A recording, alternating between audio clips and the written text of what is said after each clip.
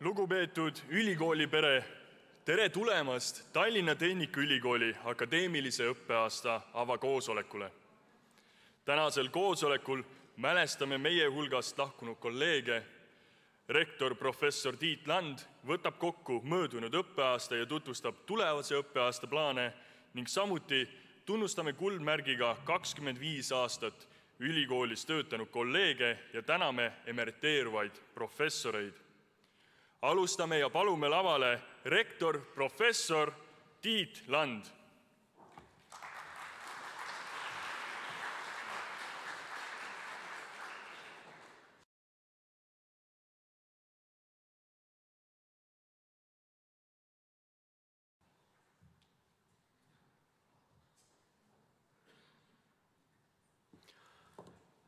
Lugupeetud ülikoolipere, head sõbrad! Ma loodan, et me oleme kõik saanud sel suvel kenasti puhata. Loodan, et lisaks soojale suvele oleme ka olnud igati moodi tegusad ja soovin meile kõigile head algavat uut õppeaastat. Tehnikaülikoolis on pikka aega olnud kenaks traditsiooniks, et õppeaasta alguses mainida ära või nimetada need kolleegid, kes on ülikoolis töötanud, kui viimase aasta jooksul meie hulgast lahkunud. Ja ma loen siis siinkohal ette kolleegide nimed, kes on alates 1. jaanuarist 2020 meie hulgast lahkunud. Leo Anno Ainola, Ilmar Arro, Enn Hendre, Helvi Hödrejärv, Ahto Järvik, Heino Koppel, Evald Külm, Rain Lahtmets, Aleksander Lenin, Reet Linnas, Ahto Lõhmus, Enn Lüütre, Mari Minn, Rein Otsepp, Meeme Põldme, Anto Raukas, Hille Rein, Rein Reiska, Endel Ruustal, Vilva Tambur, Kuno Teras, Svetlana Tõnismägi, Enn Tõugu, Jüri Švede, Jüri Aleksander Starkov. Need olid siis kolleegid, kes on viimase aasta jooksul lahkunud ja panustanud Tehnikaülikooli tegemistesse ja arengutesse pika aja jooksul. Aga alustame siis avakoosoleku peateemaga ja mul on siis hea meel anda lühiülevaade, ma olen pannud see lühikokkuvõtte lõppevast õppeaastast ja samuti ka tuua välja mõned algava õppeaasta väljakutsed või ma rohkem üritan keskenduda ka nendele tegevustele, mis saavad olema uuel õppeaastale uued ja samas loodetavasti ka väga põnevad. Ja siia vahele loomulikult ma räägin ka, kuna tänaseks on kõik vastuvõtunumbrid on kenasti lukus, siis ma loomulikult räägin ka, vaatame ka natuke numbreid, kui palju uusi tudengeid meil siis sellel õppeaastal alustab. Kõigepealt, kui nüüd rääkida lõppevast, täna käib veel praegu 2021. õppeaasta viimane nädal, et siis nüüd lõppeva võib-olla õppeaasta üheks kõige olulisemaks tegevuseks ma julgen nimetada uue arengukava vastuvõtmise, ehk siis arengukava aastateks 2021 kuni 2025 ja siinkohal ma soovin veel kord tänada väga paljusid ülikooli liikmeid ja partnereid, kaasa arvatud vilistlasi ja kaasamõtlemise eest uue arengukava väljatöötamisel. Ja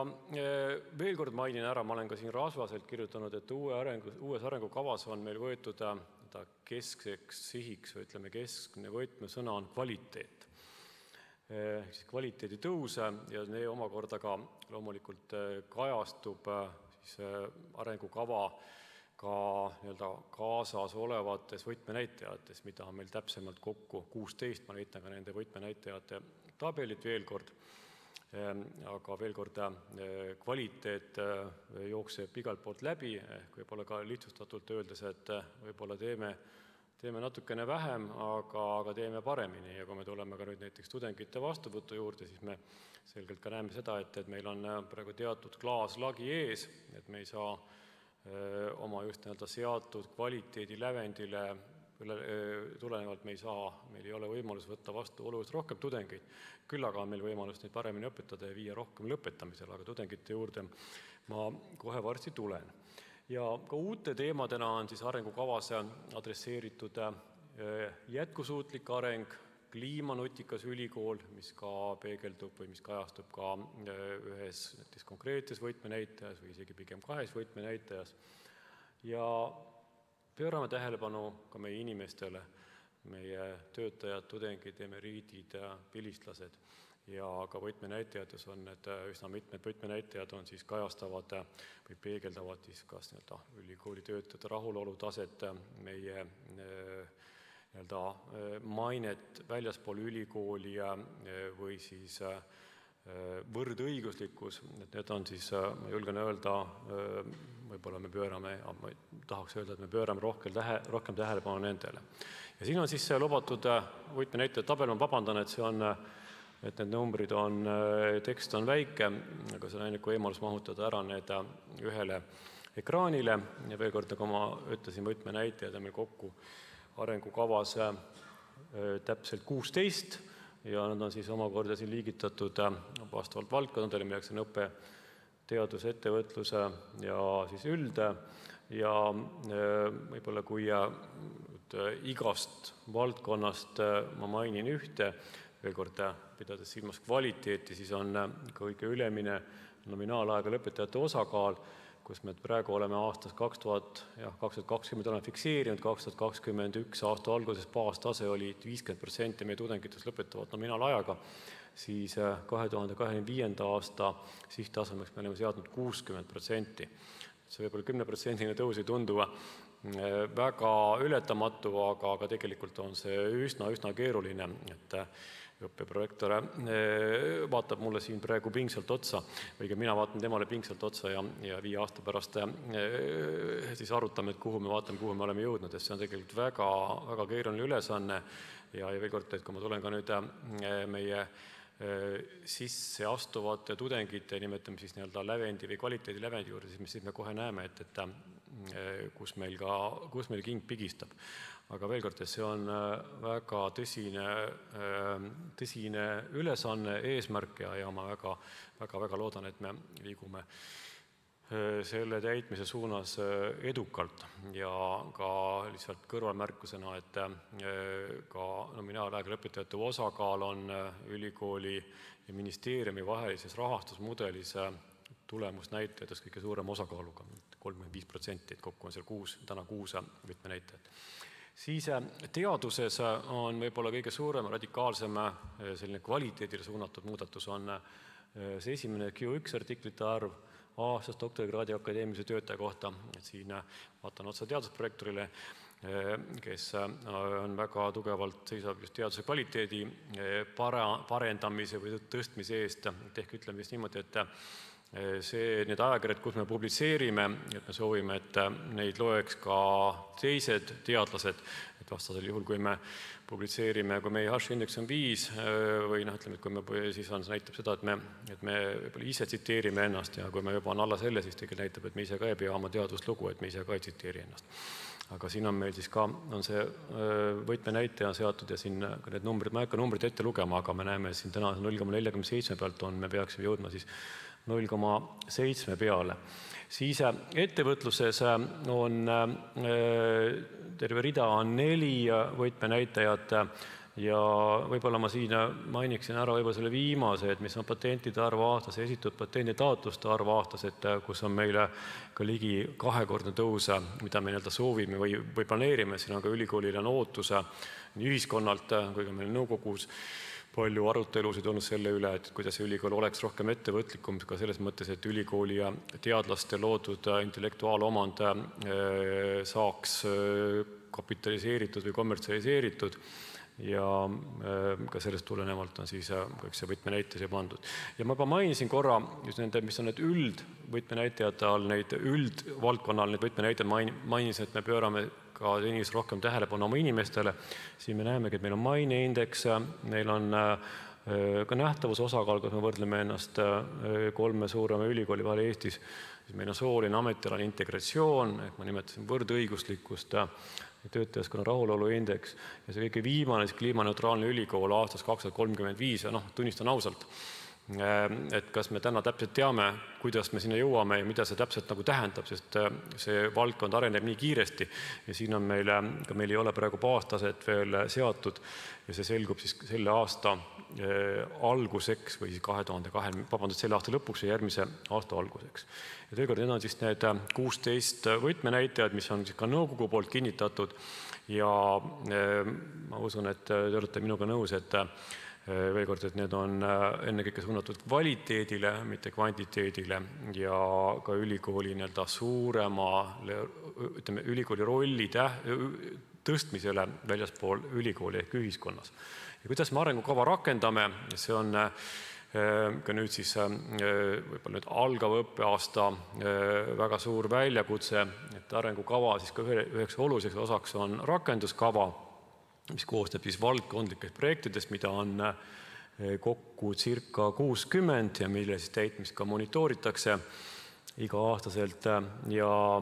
siin on selline koduleht nagu smart.taltech.ee, kus on kõikide projektide kirjeldused, oodatavad tulemustega tähtaegadega on kenasti kirjas, on ka natukene interaktiivsust ja kui mingi projekt saab täidetud, siis ta tõenäoliselt muudab oma värvi, muutub näiteks roheliseks, mis ei tähenda, et ta nüüd ei tähenda rohelist ülikooli, vaid et see on läbitud või on täidetud ja seda saab hakata ka nüüd juba selle aasta sügisest, vähemalt on eesmärk on meil, et saab hakata jälgima reaalajas. Ja kes ei ole seal leheküljel käinud smart.taltech.ee, siis soovitan seal käia. See on interaktiivne ja seal on ka seotud, siis need projektid on seotud, rakenduskava projektid on seotud arengukava konkreetsete eesmärkidega, mis kenasti siis seal paistavad välja, kui te hiirega natuke liiguta seal. Ja samuti ka arengukava võtmenäitajate täitmist, selle 16 võtmenäitaja täitmist saab ka vaadata reaalajas Power BI keskkonnas, selleks on vaja minna siseportaali ja siseportaalis siis leida üles Power BI raportid ja või siis arengukava alt minna, kus siis on need kõik kenasti nähtavad ka visuaalselt või graafiliselt, mitte lihtsate numbritena. Siis eelmisest ja veel tegelikult ütleme lõppevast õppeaastast ma tooksin ära veel ühe olulise tegevuse, milleks oli siis akadeemilise karjäärikorralduse muudatused või muutmine. Teatavasti ja mäletatavasti uus akadeemiline karjäärikorraldus hakkas kehtima 2017. aastal, ehk siis 3 aastat oli möödas, mis on igati mõistlik aeg, mille tagant siis oleks paslik vaadata üle siis see väga suur muudatus, mis tol ajal tehti. Selleks sai ka siis eelmise aasta sügisel moodustatud vastav töögrupp, mis koosnes kõikidest erinevatest akadeemiliste töötajate, just nimelt astmete esindajatest, olid seal mõned dekaanid ja siis töörühm tegi 3-4 kuu jooksul analüüsist läbi, arutas nii omavahel kui ka oli avalik arutelu ja infotund ja lõpuks siis muudatused senat kehtestas maikuu istungil ja on võib-olla suuremad muudatused, ma näitan kohe ka seda uut mudelit, mida loodetavasti olete kõik näinud, aga vaatame korra üle veel, siis muudeti akadeemiliste töötajate ametikohtade loendit, samuti ka moodustamise ja täitmise reeglistikku ja ka töötajate pädevuse hindamise reeglistikku ja see akadeemilise hindamise maatriks on oluliselt lihtsustatud. Kui vana maatriks oli 9x11, siis uus on 5x6. See on päris suur muudatus. Ja nüüd, mis on kõige olulised muudatused, siin need R-id on Euroopa Komisjoni poolt defineeritud teadlaste pädevusastmed, et mida kõrgem seda, mida suurem number, seda kõrgem see on, et alates R1 kuni R4-ni, need vastavad siis nendele, saame võrrelda ka teiste Euroopa ülikoolidega. Ja võib-olla siis, et mis siis on uues mudelis ära kadunud, kõigepealt on ära kadunud see lillas kastis on see tenuur, kui selline 3-astmeline, et on ära kadunud see kõige all oli abiprofessor tenuuris,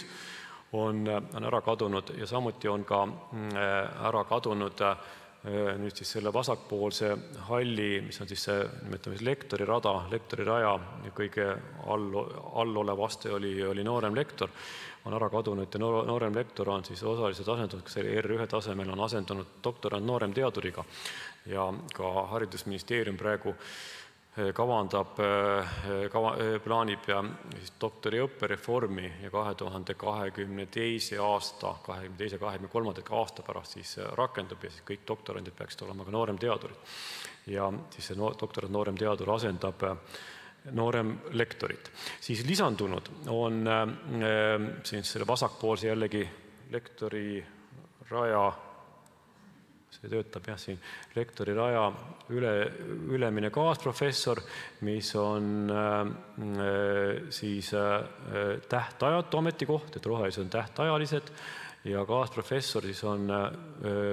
võrdne oma tasemelt tenuuriraja kaasprofessoriga ja see on siis nüüd nagu õppetööle ennekõike suunatud tugevate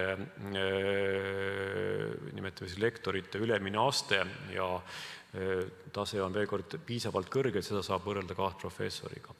Siis on samuti tulnud juurde noorem professor, mis on tähtajaline ametikoht, ehk siis noorem professorina saab töötada kokku 8 aastat ja kuni 10 aastat peale doktoritöö kaitsmist ja see on suunatud ennekõike just noorematele teadlastele või teaduritele, kes tulevad siis järeldoktorist tulevad tagasi, et motiveerida neid tagasi tulema ja kes sellel on siis võimalik edeneda edasi siis kas siis tenuuri või siis kuhugi mujale. On lisandunud ka praktikprofessor, mis on ka väljaspool tenuuri, mis on tähtajaline ametikoht, kes doktorikraadiga spetsialistid kas avalikust või erasektorist, et rohkem kaasata just praktikuid ka siis meie õppetöösse, pikemalt siis ka võib-olla teadustöösse ja lisandunud ka juhtivteadur, mis eelmises mudelis ei olnud, et juhtivteadur on siis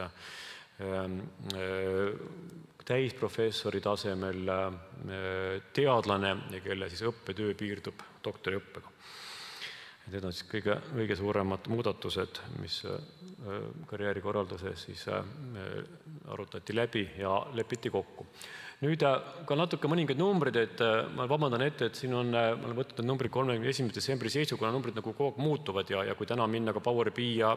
raportites, siis on võimalik vaadata seal ka siis need akadeemilisi ametikohti, need on mõnevõrra küll muutunud, aga eelmise aasta lõpu seisuga oli meil tenuuri professorid, mis on professuuride arv ja hulgudes on siis need täistööaja arvestuses, 94, siis väljaspool tenuuri 37, dotsent oli 81, me teeme täna neid ka vähemaks jäänud, et atesteerimise kaudu nad on liikunud teistele ametikohtadele, 77 vanemlektorit ja 120 vanemteadurit, sellised numbrid meil olid. Ja veel kord, need on dünaamilised, need numbrid muutuvad. Et kokku töötajaid Tehnikaülikoolis tänase päeva seisuga on 1951, kui ma nüüd täpselt mäletan, võib-olla pluss-miinus 3 ja siis väga-väga selline jämeda arvetuse järgi on umbes pooleks akadeemilisi ja mitteakadeemilisi töötajaid ja omakorda mitteakadeemilistest töötajatest on ligikaudu kolmandik on keskses ATS-is ja 2/3 on akadeemilistes üksustes, akadeemilise struktuuris. Nii, aga ma lähen siit edasi, nagu mõtlesin, ma räägin mõningatest just lõppeva õppeaasta olulisemuse sündmustest, kuigi tegelikult ka need omakorda lähevad sujuvalt edasi uude õppeaastasse, algavasse õppeaastasse. Ja ma olen siin välja toonud 4 olulist tegevust, mitte et nüüd me nendega piirduksime, aga mis on võib-olla ülikooli jaoks kõige suurema tähtsusega nüüd algaval õppeaastal. Esimene on institutsionaalne akrediteerimine või suur välishindamine. Ma tean, see kõlab küll, on bürokraatlik tegevus, nagu ka halduslepingute läbirääkimiste bürokraatlik tegevus, et nendega kusagil tegeldakse ja need tuleb ära teha, aga tegelikult nendest sõltub väga-väga palju ülikooli edasine, ütleme otse, ülikooli edasine käekäik, et ehk ütleme akrediteerimise kohta, mis on iga 7 aasta tagant läbiviidav suur välishindamine. Seal on meie miinimumlatt on saada täisakrediteering ehk 7-aastane akrediteering, meil muud valikut ei ole, sest Eestis on üks ülikool, praegu avalik-õiguslik ülikool, kes on 3-aastase akrediteeringuga ja see on ei ole hea märk, mitte sugugi. Ja siis oleme umbes vähemalt aasta aega valmistanud ette akrediteerimiseks, koostanud enesehinnangu analüüsi, ligikaudu 140-150 lehel ja siis nüüd 4.–8. oktoobrini hakkavad meil majas liikuma ringi siis hindajad, rahvusvaheline hindamiskomisjon tuleb, me loodame, et nad tulevad siia koha peale, sest kontaktvormis vestlus on kindlasti mõjusam ja ka adekvaatsem võrreldes distantsvormi, näiteks Tallinna Ülikool läbi see akrediteerimise viimati nüüd avalik-õiguslikud ülikoolides selle aasta kevadel ja seal toimus ainult distantsvormis ja me oleme kuulnud, et see distantsvormis ehk kõik oli läbi Zoomi ja hindajad olid ka oma kodudes, oma koduriikides. Et me loodame, et nad tulevad kohale ja meil saab olema siis 13 liiget on komisjonis kokku 9 riigist. Kui ma nüüd, ma arvan, ma ei eksi, kui ma ütlen, et Ühendkuningriigid on vist kõige enam esindatud riik, kus on hindajaid. Ja ehk siis see saab olema selle sügise, ma julgen öelda, kõige olulisem tegevus ülikooli jaoks ja siis selle aasta lõpuks ehk loodetavasti jõuludeks me saame siis ka endale jõulukingituse ehk siis täisakrediteeringu tulemuse, et see saab olla meie miinimumlatt. Siis halduslepingute läbirääkimised. Halduslepingud on praegu veel 3-aastased dokumendid, kus siis kõik ülikoolid ühe kaupa lepivad HTM-iga, ministeeriumiga kokku milleski ja siis selle aastal nüüd saab 3. aasta praegu jookseb ja järgmisel aastal siis peaks algama uue halduslepingu perioodi, uued saavad olema 4-aastased ja nüüd selle nädala reedel on meil siis esimene kohtumine ministeeriumi esindajatega ja mis sealt veel kord mõtlesin, et on sellised bürokraatlikud dokumendid, aga näiteks halduslepingutes on kirjas need nõndanimetatud kurikuulsad vastutusvaldkonnad ehk millise valdkonna eest mingi ülikool vastutab õppetegevuses. Tehnikaülikooli meil on praegu 99% meie tudengid, kes võtame vastu õppivad vastutusvaldkonnades ja seal meil väga kuhugi enam tõusta ei ole võimalik, küll aga on võimalik halbade asjaolude kokkulangemisel võib-olla hoopis langeda ja kui me ka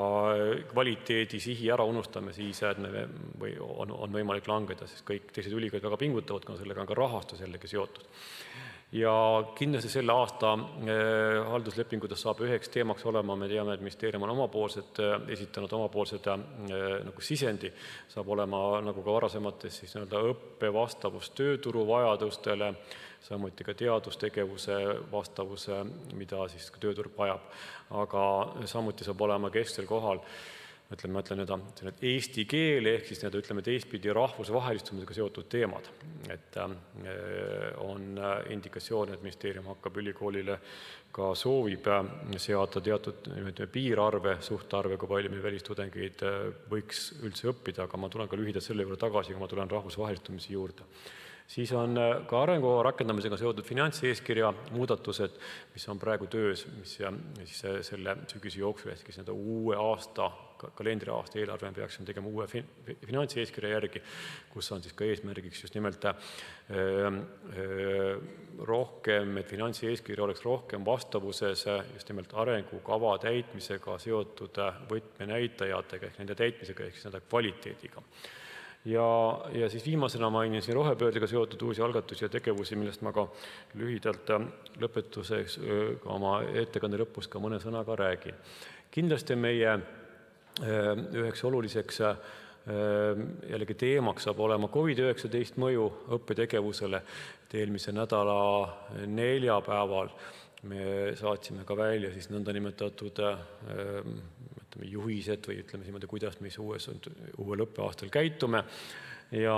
me alustame õppeaastat kindlasti avatult, aga me anname samas ka õppejõududele suurema võimaluse ise otsustada, millist õppevormid kasutavad. Küll aga me ikkagi rohkem rõhutame kontaktõppe vajadust ja me teame ka tudengitelt tagasisidet, et nad soovivad, ütleme niimoodi, et nad ei ole saanud olla koos, füüsiliselt koos ja nad tegelikult ei tunnegi üksteist, et see on väga tõsine väljakutse. Me kindlasti jätkame hübriidõppe võimekuse tõstmisega ja ka meil soovime viia läbi sotsiaalseid üritusi ülikoolis. Juba näiteks 10. septembril toimub ülikooli linnakupäev ja järgneb ülikooli aastapäeva aktus ja ka palju teisi üritusi, et mis on olnud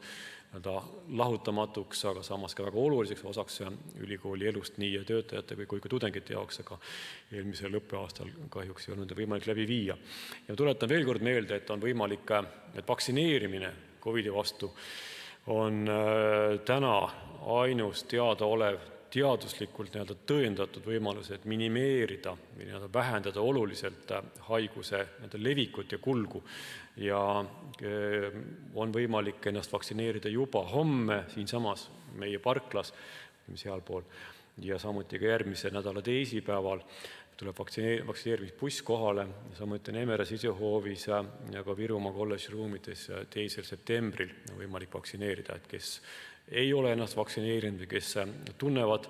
kedagi, kes ei ole vaktsineerinud, et see on, ma arvan, meie kõigi, mis nad eriti ülikoolis, meie kõigi ülesanne ja et kutsuda võimalik palju inimesi vaktsineerima. Samuti ka loomulikult võime tudengeid, et me täna ei tea, kui palju meil tudengeid on vaktsineeritud, me teame hinnanguliselt valimi põhjal, et 87% ülikooli töötajatest on vaktsineeritud, mis on hea tulemus. Aga ma just lähengi nüüd vastuvõtu juurde. Et siis selle aasta vastuvõtt oli ehk õppeaasta vastuvõtt oli julgen öelda, ütle niimoodi nagu eestlased ütlevad, normaalne. Et oli normaalne vastuvõtt, numbrid on ka üles toodud, siin esimene aasta, teine aasta doktoriõppe siin praegu puudub, aga doktoriõppes on meil aastaringne vastuvõtt. Ja meil on esimesse astmesse siis, meil alustab 1608 uut tudengit võrreldes 1777 eelmisel õppeaastal aasta tagasi. Magistriõppes on langus, võib öelda marginaalne, et on 1103 võrreldes 1146-ga ja kokku 2711 võrreldes 2923-ga eelmisel õppeaastal. Et need numbrid on, veel kord, need on, võib öelda niimoodi, et on paika loksunud ka meie lävendi põhise vastuvõtu valguses. Ja siin vastuvõtu mõjurid, mis me vastuvõttu mõjutavad, ongi samas lävendipõhine vastuvõtt ja ennekõike siis laia matemaatika riigieksami tulemus, kus on, me võtame vastu tudengid, kes on sooritanud, ütleme siis veel mitte tudengid, või võtame tudengiteks vastu noori, kes on sooritanud matemaatika riigieksami vähemalt 50 punktile 100. Ja võime küsida, kas 50 on piisav või ei ole piisav, näiteks selle aasta lõpetajate, gümnaasiumi lõpetajate keskmine hinne või tulemus oli natuke alla 50, 49,8, kui ma õieti mäletan. Aga siin nüüd seesama 50 on, ütleme, et seega seab, see on nagu see klaaslagi või see lävend, kus me näeme, et meil ei olegi võimalik võtta vastu oluliselt rohkem noori, vähemalt esimesse astmesse mitte. Siin on ka, me oleme toonud välja laia matemaatika riigieksami sooritamise statistika alates 2016. kuni 2021. aastani ja me näeme, et protsentuaalselt on siis nende 50 punktile sooritajate arv on langenud päris palju, arvuliselt mitte nii palju, nüüd 500 võrra umbes ja me konkureerime, kõik ülikoolid konkureerivad nendele, võib mitte kõik, aga ennekõike meie ülikool ja Tartu ülikool ja kui me võtsime esimesse astmesse võtsime vastu 1608 tudengit. Me näeme, et sel kevadel sooritas 50 punktile, vähemalt 50 punktile matemaatika riigieksami 2141 noort. Et me ise oleme ka teinud tööd, et kutsunud neid me anname neile võimalus ka matemaatika eksami sooritada, aga siin on nagu selgelt meie klaas lagi, et tänases olukorras ei ole võimalik oluliselt tõsta vastuvõetud arvu, küll aga see ei tähenda seda, et me peaksime nüüd pea norgu laskma, ütlema, et me ei saa kuidagi hakkama, vaid meil on sihiks nominaalaega lõpetajate osakaalu tõstmine ja kindlasti, et pigem paremini, aga võime võtta vähem vastu, et me võime võtta vähem vastu, aga meie eesmärk on suunata neid suurem hulk lõpetamisele. Ja mis on siis veel meie valikud, kui me nüüd vaatame tulevikku, siis me ise pakume matemaatika ettevalmistuskursused, meil käis sel kevadel 4900 õpilast nii 9. kui 12. klassist, mis oli väga populaarne. Julgen seda oma kogemuse pealt öelda, kuna minu enda tütar, kes lõpetas gümnaasiumi sel kevadel, võttis meie seda matemaatika ettevalmistuskursusel ja ta oli sellega väga rahul ja ma usun, et ta ei tahtnud seda minule ilustada kuidagi, vaid ta ütles, et ka tema sõbrannad ütlesid sama. Siis me käivitame ka didaktikakeskused, tahame ise tudengeid paremini õpetada ja ka oluline on siin veel kord see koostöö riigigümnaasiumitega teaduskooli käivitamine, teaduskooli käivitamine on eriti just veninud, aga me ei ole andnud alla ja me oleme iga kord, kui me ka ministriga kohtume, siis me seda rõhutame ja loodame, et vähemalt mingis mahus nüüd uuel algaval õppeaastal ka me suudame teaduskooli käivitada, ehk siis, et me saame tegeleda ise andekate noortega, aga küll, et meie eesmärk ei ole mitte ainult tegeleda andekate noortega, tuua endale andekaid noori, vaid meie ka eesmärk on tõsta seda sama numbrit, mis eelmisel slaidil oli, et ehk siis suurem arv noori sooritab matemaatika riigieksami paremale tulemusele. See on kahesuunaline tegevus. Siis uueks projektiks või on mikrokraadid, et juba ka sel sügisel me alustame mikrokraadidega, et see on avatud õppevorm, koostab 2 või enamast tasemeõppeainest, nagu tööturu vajadus on oluline ja siis seda võimalik 1-3 semestri jooksul läbida ja siis lõpuks antakse täiendõppetunnistus ja me alustame siis 24 mikrokraadi kavaga, et kõik teaduskonnad on siin pakkunud neid välja, mis on väga sümpaatne ja toon ära ka siin kõige populaarsema, võib-olla ka mitte üllatuslikult, aga IT-teaduskonna kava, mis on programmeerimine, kus on ligi 50 registreerunut, kes siis tulevad mikrokraade omandama. Siis on ka oluliseks tegevuseks on inseneriakadeemia programmi käivitamine. Meil on olnud väga edukas ma julgen öelda väga edukas IT-akadeemia programm, sarnaselt on meil, olen ministeeriumiga jällegi juba peaaegu nüüd terve aasta rääkinud siis selle inseneriakadeemia teemal ja ma ei hakka seda kõik ette lugema, et loomulikult eesmärk on siis inseneri valdkonda populariseerida, kandepinda suurendada ja ka siis siin on ka kutseharidus on selles programmis sees mitte ainult kõrgharidus, vaid ka kutse ja rakenduskõrgharidus. Ja me oleme esitanud HTM-ile 5 õppevaldkonda, millele meie sooviksime keskenduda ja selle rahastus siis ka, kõik on kinni rahastuses, et me ootame praegu siis Euroopa Komisjoni Euroopa Liidu uue eelarveperioodi tõukefondide käivitamist ja siin ma olen isegi mitte mõõdukalt, vaid isegi pigem julgelt optimistlik, et see programm käivitub, aga nagu ikka läbirääkimistel on erinevad huvipooli, osalisi, kes soovivad osaleda, aga me oleme väga selgelt keskendunud siis nendele valdkondadele, mis on seotud inseneri valdkonnaga. Nüüd ka rahvusvahelistumisest, et mis on meie väljakutsed siin, et kui ma nimetasin halduslepinguid, siis ma olen ka toonud siin teise punkti juures ära või võtame selle enne, et HTM soovib siis leppida rohkem kokku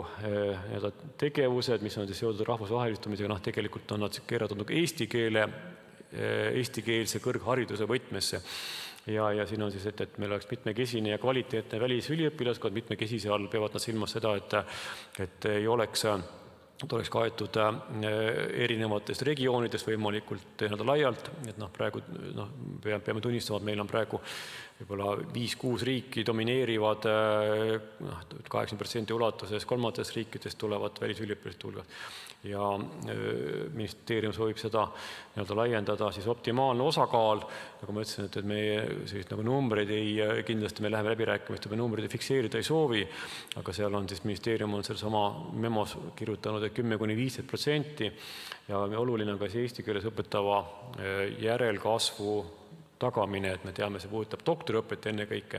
ja siin on ka teatud valdkondades, just eriti IT on meil väga palju kaldu just mitte eestikeelse doktoranti suunas, milleks põhjus pole mitte see, et me ei taha võtta eestikeelse doktorante, vaid lihtsalt neid on väga-väga keeruline leida, lihtsalt ei ole neid. Ja siin üleval ka numbrid, kui palju meil siis välistudengite vastuvõtt praegu oli, kui palju osakaal. Esimeses astmes oli see 6,4%, mis on selline mõõdukas,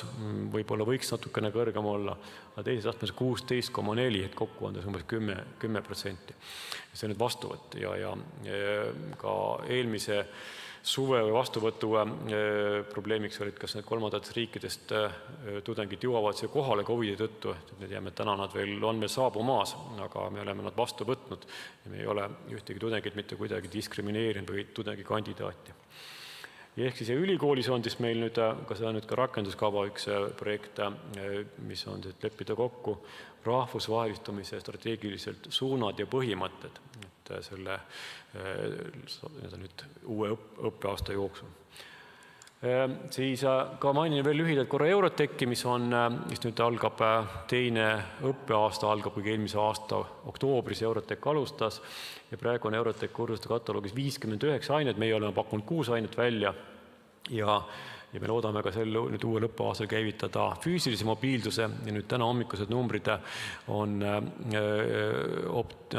positiivsed, mis ma õppeprojektoris sain, et täpselt 50, et meie nüüd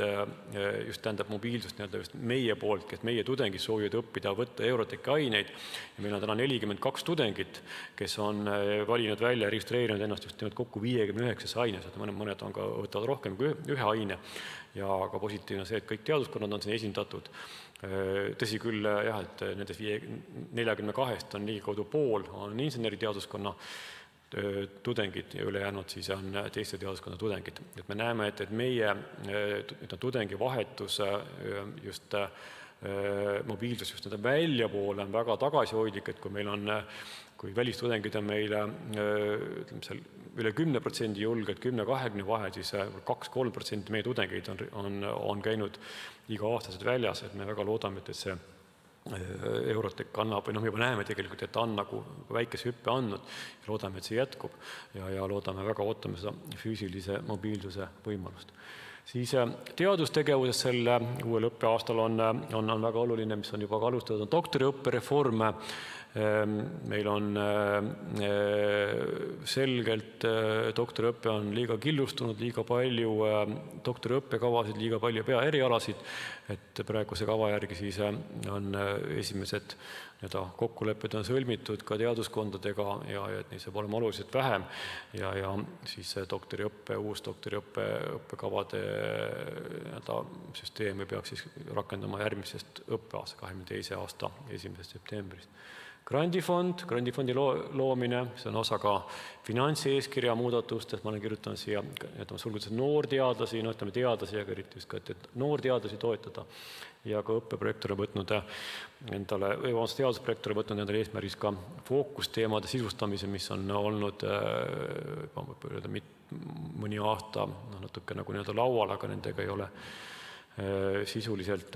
väga palju tegeletud, et see on ka uue õppeaasta tegevus. Siis ettevõtlus koha pealt ma võib-olla mainin ära, kuna ettevõtlusvaldkond oli ja sai uue stardi eelmisel aastal, kus koos ettevõtlusprorektori ametisse asumisega, et ettevõtlusosakond pakub enam tuge nii ettevõtluslepingute, intellektuaalomandi kaitse, litsenseerimise vallas, samuti uus finantseeskiri, peab rohkem toetama doktorante ja teadlasi just ka ettevõtluse ka seotud valdkondades.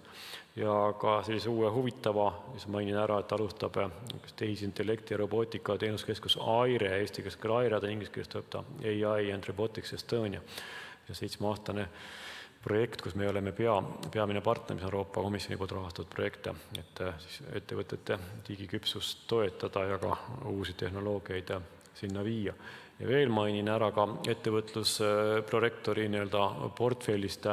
koosloomeprojekti, et ehk siis, et see on, et ülikoole, ka me oleme siin ülikoolis räägitud, on räägitud kogu aeg, aga võib-olla natuke rohkem anda võimendust juurde, on siis eesmärk on, et arendada Eestis annetamiskultuuri ja ka harjumusi, et just kõrghariduse heaks. Ja siis selleks on loodud koosloomeprojekt ja projektijuht on taltech.ee, /koosloome. Ja loomulikult me soovime alustada oma alma materjali annetamist. Me täna teame, et me jagame umbes meil on 150 000 euro väärtuse stipendiume, stipendiumite maht on, aga me soovime seda kindlasti oluliselt suurendada, et 150 000 eurot on olnud päris pikka aega, aga elu on läinud edasi ja ma arvan, et Eestis on võib-olla aeg on ka küps, et seda kultuuri rohkem edendada ja me soovime siin olla aktiivsed. Ja nüüd ka siis lõpetuseks need uued, võib-olla nimet ma panen sulgudes uued, mis on roheteemad, mis on võib-olla terve roheteemade pakett, et me kuuleme rohepöördest ja rohedigipöördest sisuliselt iga päev või üle päeva küll erinevatel tasemetel, aga me ülikoolis ei ole siiamaani nagu süsteemselt, me ei ole seda ette võtnud ja nüüd uuel õppeaastal on see väga tõsiselt plaanis ette võtta. Ja ehk tegemist on ka nagu ülikooli mõistes nagu horisontaalsete teemadega, et me võime mõelda roheteemat või roheteemasid ja rohepööret iga üks omas võtmes, alustas ka see prigi sorteerimisest või tulede kustutamisest, aga tegelikult on see teema, on teemade ring on hoopis laiem ja ka sügavalt on ole öelda, aga horisontaalne. Ja siia kuulub nii loomulikult nii ressursitõhusus, hooned, ringmajanduse strateegia väljatöötamine, säästva arengu põhimõtete lõimine ka õppekavadesse. Et kui me räägime jällegi sisseastujaid või noori gümnaasiumi lõpetajaid, siis nad küsivad, et kas ülikool pakub ringmajandusega seotud aineid, kas ülikool pakub jätkusuutliku arengusega seotud aineid. Kui ma osalesin 2 nädalat tagasi Paides arvamusfestivalil paneelis, kuidas rohestada kõrgharidust, siis minu kõrval oli meie enda vilistlane, kes lõpetas Tartu kolledži keskkonna juhtimise kava küll tolleaegse, mida praegu küll enam ei ole, bakalaureuse, läks edasi õppima Amsterdami ülikooli, just tahtis õppida, kuidas viia läbi rohepööret ettevõtetes ja Amsterdami ülikool pakub terve 6 õppekava on sellel alal, et ehk meie eesmärk on ka ülikooli tasemel defineerida ja pakkuda ja luua õppekavad nagu ringmajandus näiteks on meie esimesena plaanis. Ja ka siis kõikide nende tegevuste eesmärke, säästva arengu eesmärkide lõimimine ülikooli tegevustesse ja ka loomulikult väga oluline on ka siin koostöö, ringmajandus, säästva arengualane koostöö nii Tallinna ülikoolidega, eraavaliku sektoriga ja ka rahvusvahelistumine, võrgustumine. Ja lõpetuseks ei saame, mainin ikkagi ka Ida-Virumaad, ütleme, et ei saame kuidagi Virumaata, ja nagu meil on ka selle roheteemadega seotud, meil on Virumaale asub ja Kohtla-Järvel asub kolledž ja et kuidas me saaksime siis rohepööret just toetada Ida-Virumaal, kuna me teame, et põlevkivi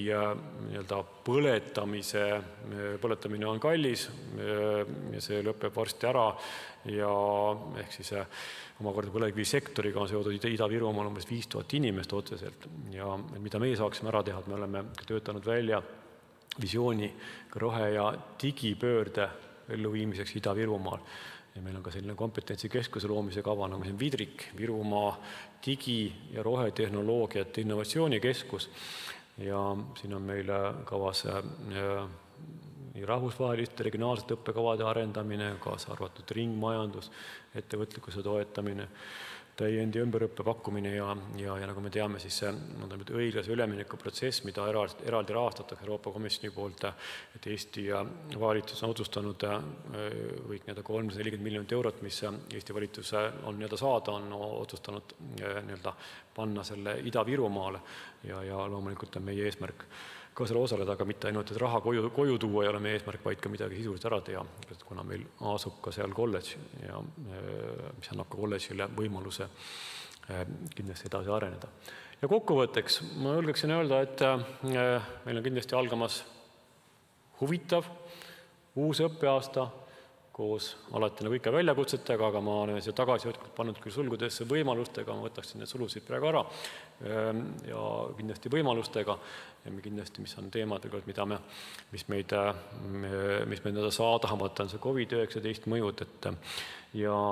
kindlasti on oluline veel kord finantseeskirja muudatused, grandifond, roheteemad kui uued algavad teemad. Ja ma olen ka siia pannud sellise märksõna nagu ülikooli ühtsustunne, et kui minu käest nagu küsida, ma olen aasta aega Tehnikaülikoolis rektorina töötanud, et mis nagu, mitte nüüd, et ma ei tea öelda, mis mul kõige rohkem muret teeb, aga kus ma näen, kus meil oleks nagu, on meil kindlasti tublisti kasvuruumi, on ikkagi ülikooli ühtsustunne ja siin sellega töötada on väga oluline ja ma loodan, endal on seadnud eesmärgiks, et kui ma ütlesin, arengukava võtmine ette, et me mõõdame teatud mõõdikuid, aga ülikooli ühtsustunne on oluline, et see meil edasi läheks. Ja muidugi kõige suurem, nagu ikka, viimane punkt, see on kõrghariduse rahastamine riigi poolt on meie kõige suurem väljakutse. Ja ehk siis praegune olukord, kus viimased 5 aastat on riigipoolne kõrghariduse rahastamine suurenenud heal juhul tarbijahinnaindeksi tõusu võrra, tegelikult vähem, et kui viimase 5 aasta jooksul on meie SKP on suurenenud, riigi eelarve tulud on suurenenud 1/3 võrra, siis kõrghariduse rahastamine suurenenud alla 10%. Ja kui praegune olukord, praegu puudub igasugune tuleviku väljavaade, et mida siis riik tegelikult tegema hakkab ja siin on ka nüüd meie enda oluline, et me mõtleksime ja suudaksime selgelt öelda, et mis ikkagi on, mis on see kitsaskoht, et kui praegu olukord jätkub, mis nagu juhtub, kas eesti keele kultuur hakkavad lõpuks ülikoolide üks oluline eesmärk ülesanne on eesti keele kultuuri edendamine, et eestikeelne kõrgharidus, me näeme praegu see juba kannatab, et jõuame eesti keele kultuurini, aga siin on praegune minister on öelnud, et tema võtnud endale eesmärgiks siis uue Riigikogu valimisteks, ja pole muus aasta pärast hakkab pihta siis see protsess, kus nad hakkavad erakonnad tulema välja oma platvormidega, et see oleks nagu teema, mida arutaks tol ajal. Et praegu ootame 30. septembrit, kui valitsus esitab Riigikogule siis uue järgmise aasta eelarveprojekti ja hoiame hinge kinni, et seal oleks ikkagi endiselt sees mõne protsendine tõus. Ja tänan kõiki ülikooli liikmeid lõppeva õppeaasta eest. See oli keeruline, ennekõike võib-olla COVID-i tõttu, aga vaatame tulevikku optimistlikumalt ja soovin meile veel kord kõigile head algavat uut õppeaastat. Aitäh!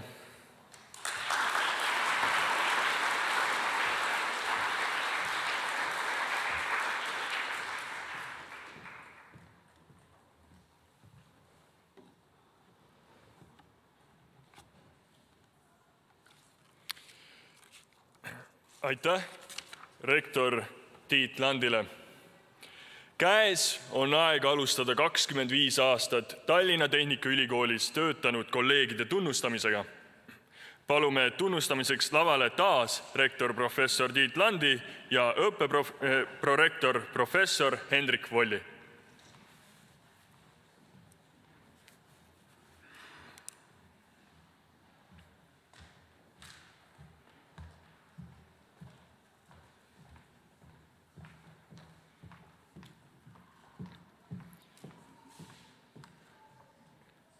Tallinna Tehnikaülikooli kuldmärgiga tunnustatakse 25-aastase tööpanuse eest Mehaanika- ja Tööstustehnika Instituudi teadurit Dmitri Koljandinit.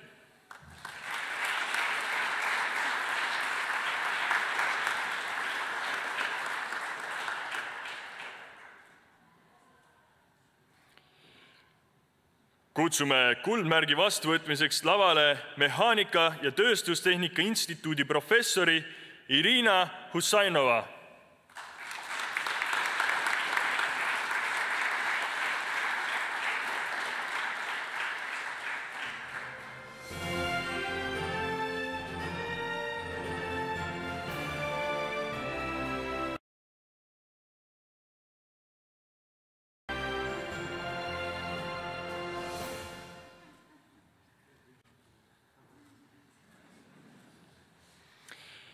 25-aastase tööpanuse eest tunnustatakse rahandusosakonna raamatupidajat Angela Järve, kel kahjuks polnud võimalik koosolekul osaleda, kuid siiski tunnustame teda suure aplausiga.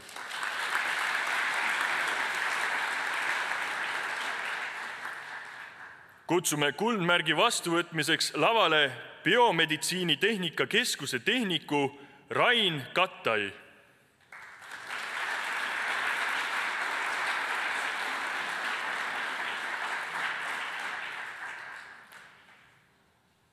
Ka 25-aastase tööpanuse eest tunnustatakse Toomas Johann Seebeki Elektroonika Instituudi doktoranti nooremteadurit Marika Kulmarit, kel kahjuks polnud võimalik koosolekul osaleda.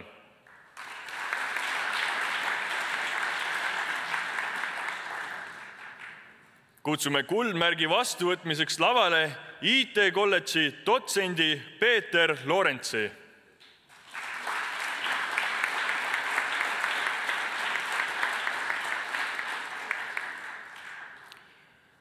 Palume kuldmärgi vastuvõtmiseks lavale infotehnoloogia teaduskonna dekanaadi õppekonsultandi Küllike Näksi.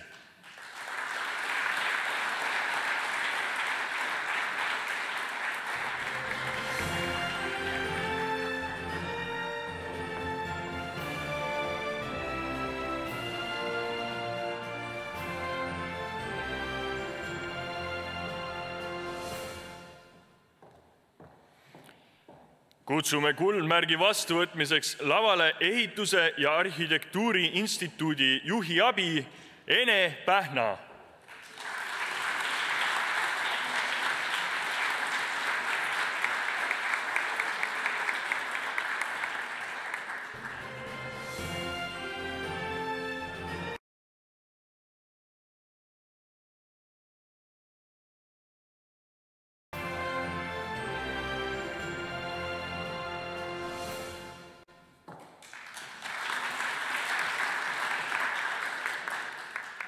Palume kuldmärgi vastuvõtmiseks lavale Eesti Mereakadeemia laevanduskeskuse vanemlektori Rein Raudsalu.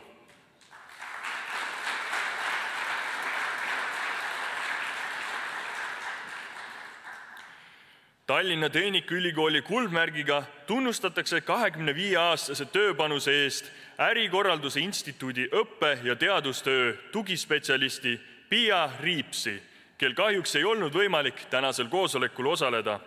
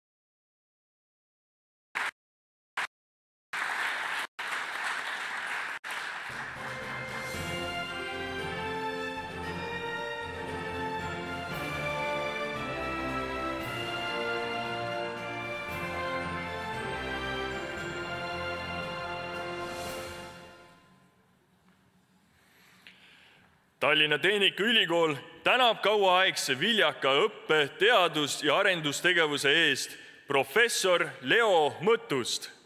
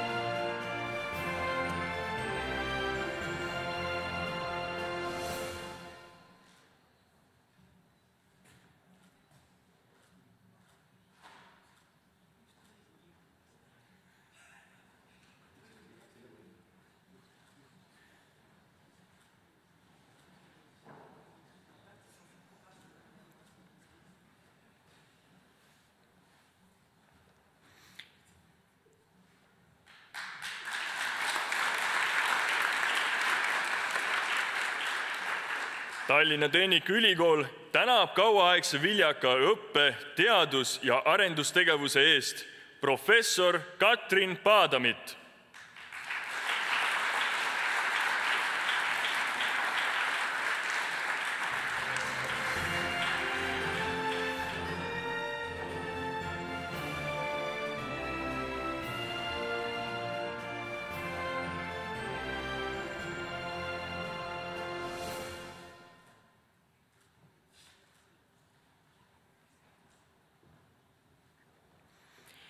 Tallinna Tehnikaülikool tänab kauaaegse viljaka õppe-, teadus- ja arendustegevuse eest professor Toomas Paalmet.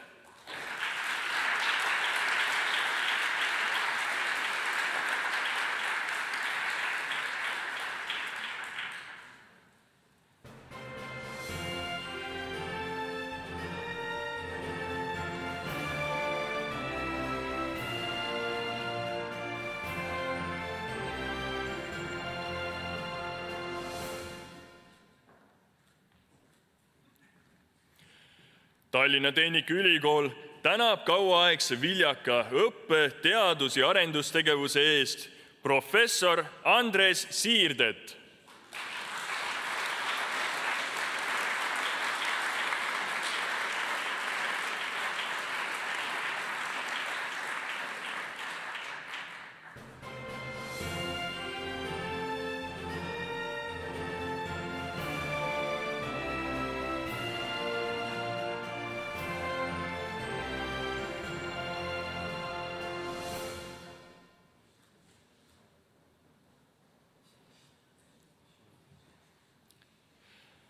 Tallinna Tehnikaülikool tänab kauaaegse viljaka õppe-, teadus- ja arendustegevuse eest ka professor Jaak Tepandit, kel kahjuks ei olnud võimalik tänasel koosolekul osaleda.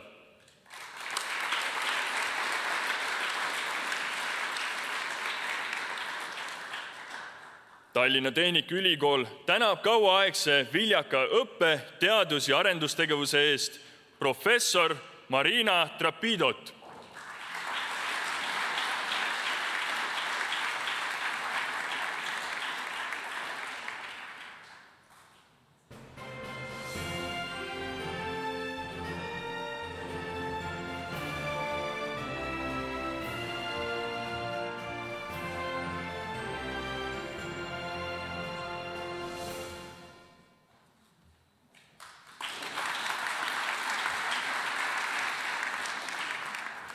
Tallinna Tehnikaülikool tänab kauaaegse viljaka õppe-, teadus- ja arendustegevuse eest professor Urve Venesaart.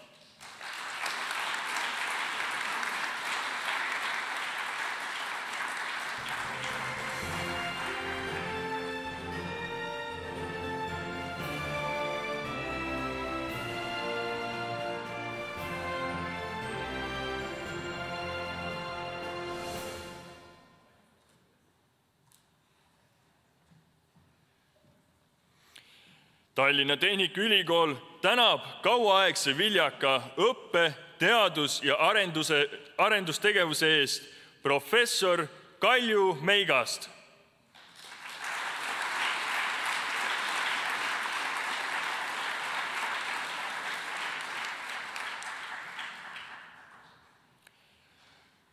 Aitäh rektorile ja teadusprorektorile ning palju õnne veel kord kõigile kuldmärgi laureaatidele ja emeriteeruvatele professoritele.